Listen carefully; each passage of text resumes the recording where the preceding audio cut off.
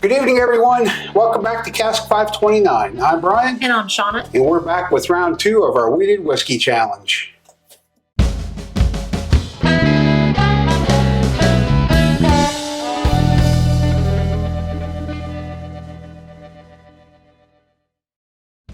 All right, Shona, what have you got set up for us tonight? Well, we were lucky enough to have someone stop over, and I encouraged them highly to come down and pour some whiskeys for us.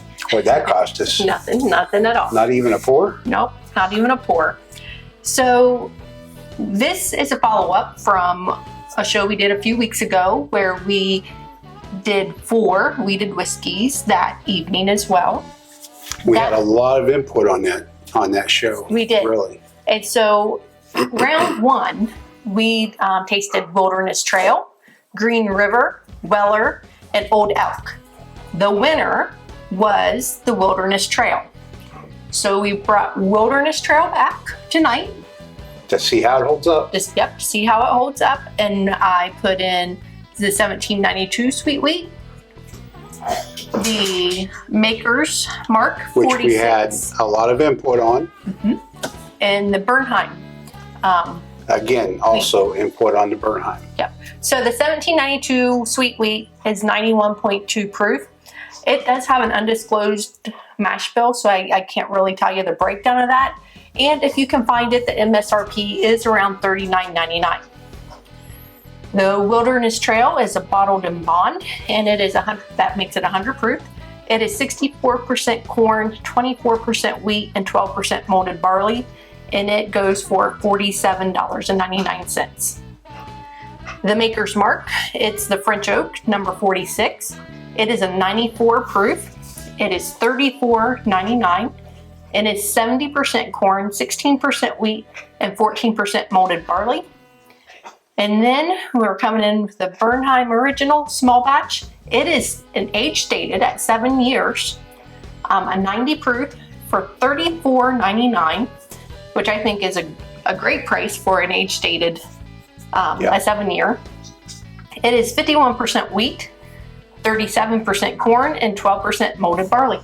And I'm anxious, guys, because we have been recommended this bottle, and we've not had it. Well, we did have it. We had enough to get it opened up. Okay. I mean, it was opened. I think maybe you had that. I don't think I had that. You may not have, but I did have a pour of it a couple weeks ago when Brian brought it home, just so I could allow it to open up a little bit. And it was new and I wanted to try it. Okay, before we go any further, guys, if you would, please hit that like button, hit the subscribe button if you haven't already, and drop us a comment. Yep. And you are going to hear Rex in the background chewing on his fish. Why? Because he heard Mommy and Daddy down here and he doing a came show right down. Yep. Got his fish, having a heyday. He was asleep in bed when we came down. Yep. All right, let's get started with number 1. Again, this is a blind for us. Neither of us know which order these are in. Colors are all really close. I noticed that as well. Really, really close. Getting a little bit of oak on the nose. I was going to say spicy on the nose, but oak, char. Some caramel coming through, some sweetness. A little bit of a citrus note as well. Very nice nose.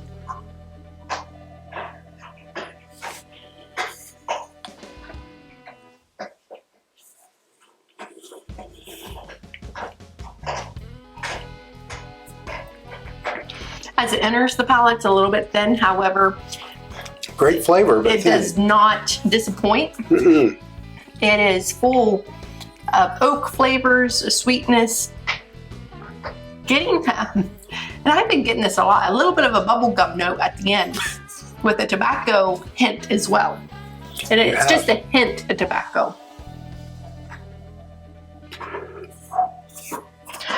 I get it is really thin, and that as soon as it hit my palate, I noticed how thin it was. I'm getting a little bit of more of a confectionery sugar, not really a brown, not that rich, deep brown sugar flavor, but definitely sweetness. Maybe a little bit of caramel. In the beginning, you're getting that sweetness,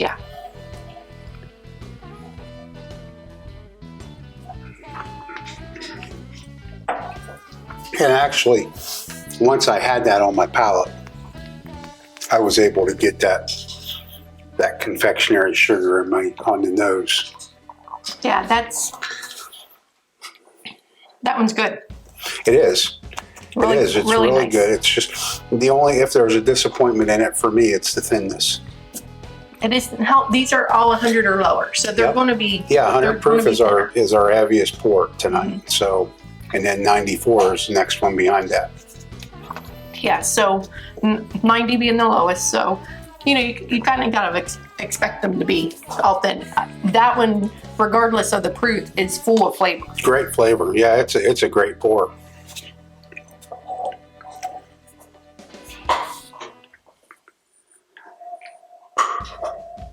He's going to town, guys. Oh yeah.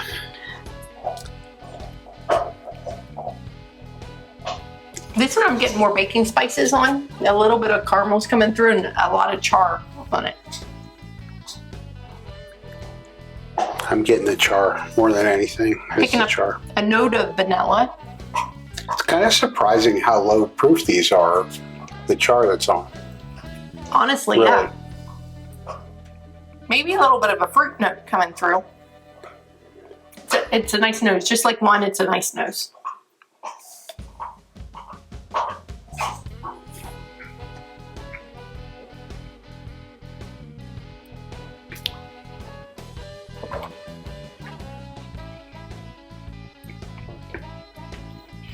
Very oaky. A lot of toasted oak flavors. A little bit of sweetness on the end, the very, very end.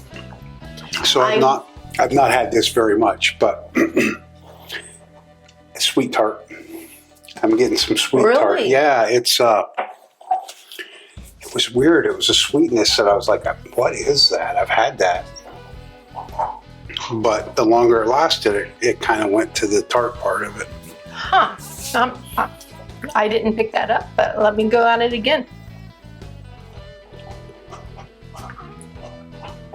I really wasn't sure because I didn't get anything hardly at all on the nose. A little bit of char, but...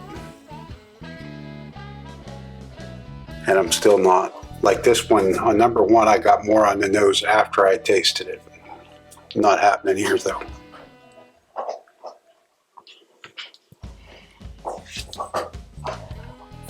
I am picking up a lot of oak notes, a lot of char. I'm picking up a hint of vanilla, a hint of caramel. I'm picking up like a little bit of a fruit note. It's very interesting and it's good. It's not disappointing at all. It's thin, just like one was. However, it's full of flavor. But it's heavier on the oaky side, which makes me think it's probably the Maker's Mark. I was going to say heavier, either spice or char. That aspect of it is definitely a lot more prominent than it was in one. Yeah. Still a good pour. I'm not disappointed in either No. pour. No.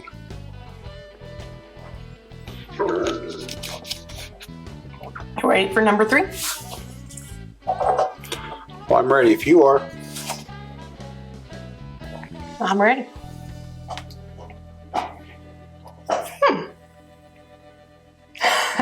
Interesting.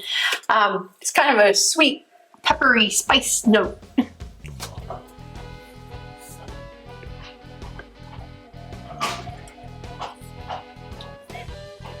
It almost made me sneeze, but maybe it's something else. I don't know. Still got the pepper right out of it. Yeah.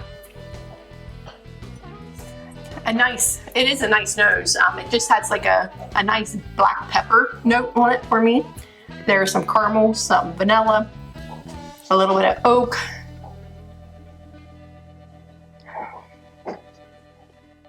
Some sweetness to it. I can't put my nose on it, but it's a nice nose. All of these have been great noses so far.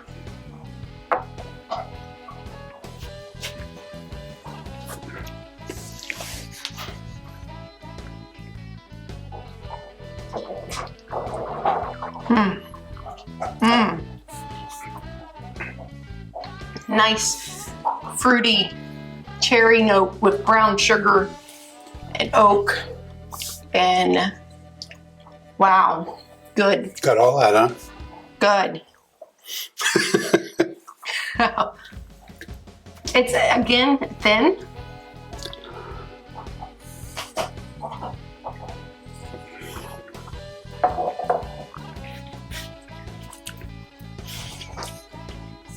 If that was a little bit more viscous, a little thicker, a little creamier, I'd almost say I'm getting the maple syrup because I'm getting that, almost getting that flavor, but it's so thin it doesn't really present itself exactly like I'm used to getting that. Like I said before, definitely like brown sugar. I'm getting a nice fruity note along with like a dark cherry. It's vanilla, caramel, some oak, a little bit of spice coming through. It's good. It is good. It's right now, sure number good. 3, hands down, has all kinds of flavor profiles that I really enjoy. I feel like 3 has so far disguised the thinness the best. Like there's more going on complexity wise to take your attention away from the fact that it's a thin. Yep. I can't wait to find out what number 3 is. I'm wondering, what number 4 is. Wow, number 3 was really good. That was the first go around, so maybe when I go back, it won't be.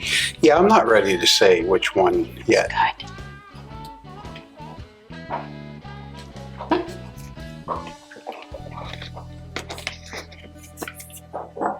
I'm hoping you don't like number 3. Maybe I can claim that bottle for myself. I mean, you've claimed the most of them for yourself. Well, Do I get any? no. I get another nice nose. I'm mainly picking up a little bit of char and caramel on this one. A little bit of hints of spice. And maybe some almost a banana note. To be honest, it's a little bit of a fruit note. But I want to call it a banana note. Still a very nice note. I'm getting almost Nose. like a smokiness. Yeah, there's some smoke to it. I'm definitely picking up a banana note.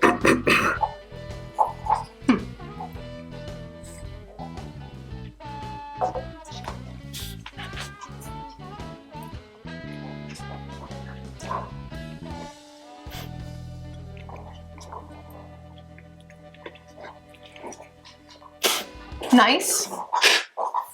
Kind of thin. A lot of caramel notes with a little bit of spice. Oak note. Finish is sweet.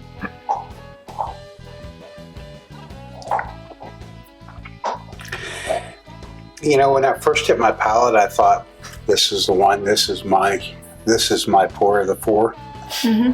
But the longer it sat on my palate and the longer I left it in my mouth, it's almost like a funk to Really? me. Yeah, it's not. Like that leather note that I get.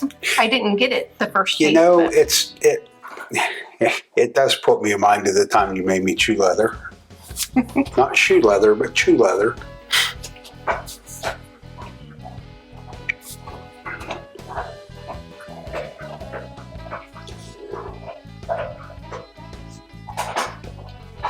Your chili from lunchtime still has my nose running.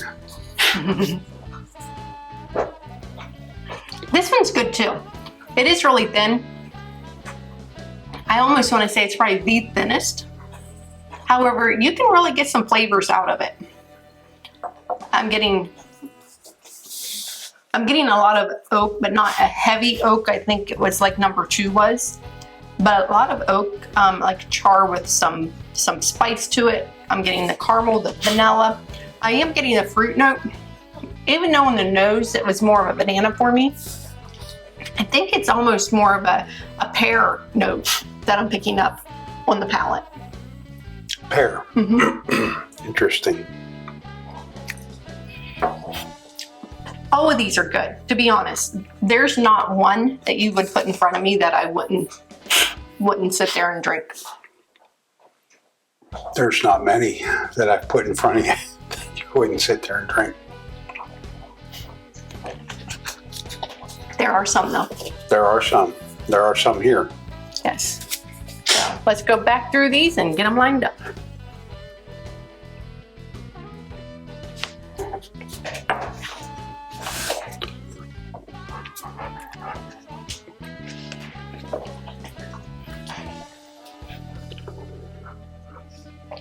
Just to remind everybody, we do still are having the Whiskey Wednesdays, the Whiskey Trivia Wednesdays. So feel free to join us on Wednesday nights at 9 p.m. Eastern Time. We will be playing 2 rounds of Whiskey Trivia. 2 rounds of 10 questions. For every 1,000 points you accumulate, you get your name in for a grand prize at the end. And for the end of the year, we have thrown in a trophy for the champion with the most points. Pretty exciting, guys. Everybody's wanting the trophy. Rex is back here being all anxious now.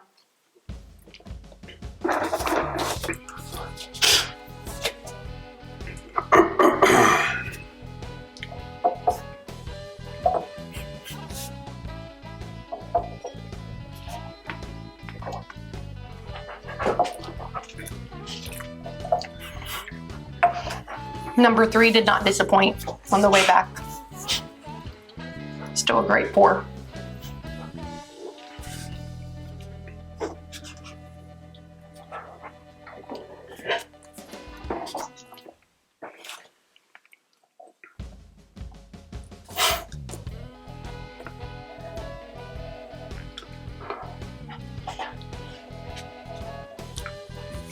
Did you say what the winner, the monthly winner, gets for the trivia? I did not say that. So for the month of October, the points accumulate all month, as I believe Shona said. The grand prize winner at the end of the month of October will receive a bottle of Eagle Rare, along with a tasting note binder, which can be engraved with your name or whatever you'd like to have put on it.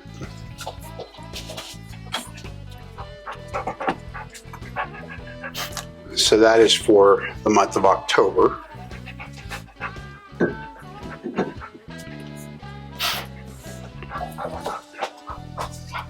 The month of November grand prize will be a Whiskey War Double Oaked. If you watched our shows on the Double Oaks, you will know that this one took first both times for me.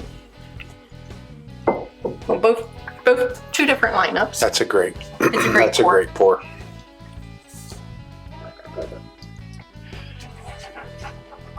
Do you know how you're lining these up yet?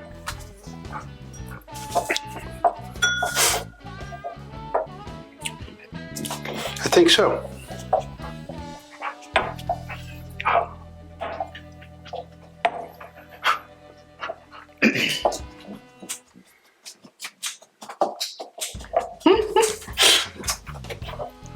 What are you laughing at? He's trying to decide if I'm going to put 2 in 3rd or 4th place. Okay, we are all completely different. Completely different. Which last time we rated them the same. Same. Which So- made it easy to pick the winner to carry into this week. It did. But your first place is my last place this time. So we have really, really hoed this up. Yes, you have. All right. So I guess we'll do Brian's lineup first, Okay. and then we'll do my lineup since they are the only one we actually have in the same spot is Number our 3rd 4. place, which is the 4th one that we tasted. So here we go. You have your number 2 as your number 1. So you picked 1792 as your first. That's my first. You picked Wilderness Trail as your second. You picked I got Maker's them in Mark order. as I your got 'em in third. order. And you picked Bernheim as your fourth. Interesting. That is funny. All right, Wilderness Trail wins again for me. Then the Bernheim's coming in second for me. Number 4, the Maker's Mark, and then, which shocks me, the 1792 is coming in last. It is shocking because you really like that. I was debating on those two. You were, yeah, you were. And so they there. were really close. I was trying to decide if I liked the oakiness more or not. You know what I mean? It was really close. Third and fourth for me, it was a toss-up. But number 3 was a clear winner for me. It stood out. It was awesome. So Wilderness Trail takes the gold again for me 2 times in a row. You're coming in new with 1792. Yep. Which was a new one to the competition. It was. I don't know. We've always liked the 1792 stuff. At least the 4 bottles that we have. We haven't had all the 1792 lineup. No. So it doesn't really surprise me that came in first. Yeah. These were all nice pours. Yeah, guys. they really all were. nice. I mean, it's one of those things that, like Shona said earlier, I wouldn't walk away from any of them. It's just when you put them in order, somebody's going to be first and somebody's going to be last. And I'm not going to lie, I really thought number 2, our second pour, was going to be Maker's Mark because it's the French oak. And number 2, I was picking up a lot of oakiness on that sweet wheat, that 1792 sweet wheat. So that kind of shocked me a little bit, I think. Yeah, it's funny how when you're tasting it against other things, how different profiles just... Yeah, I'm really shocked at how different we were. Yeah. Well, hey, great blind. It was. I really enjoyed it. Thanks for all the suggestions a few weeks ago to try this again with Makers and the Bernheim. Yep. So those were great additions. And I'm glad we've got the Bernheim now for the bar. Yeah, it's good. And I'm super glad that Wilderness Trail won again, and it sits on my side. Yeah, I know. I'm aware. So is the 1792. You got the Maker's Mark on your side. Yeah. The Bernheim, I think, didn't have a home, but it's probably on your side too. Okay, guys. So with that being said, look for What's in the Glen Wednesday, this coming Wednesday evening, followed up with Wednesday night trivia. Yes. And then I think we're probably going to be coming back Friday night with another live. We are, but we're also going to be live Tuesday, also because Mr. Richie, sorry, going to get this out there. Mr. Richie J and Lori J sent us a blind. And so we will be doing that blind on Tuesday evening. Live. They'll be joining us. Yep. So that is Crittenden, correct? Yes. Yep. So we're anxious to dive into that lineup. We are. Okay, so until next time, guys, thanks for joining us and be safe, everybody. Thanks, everyone.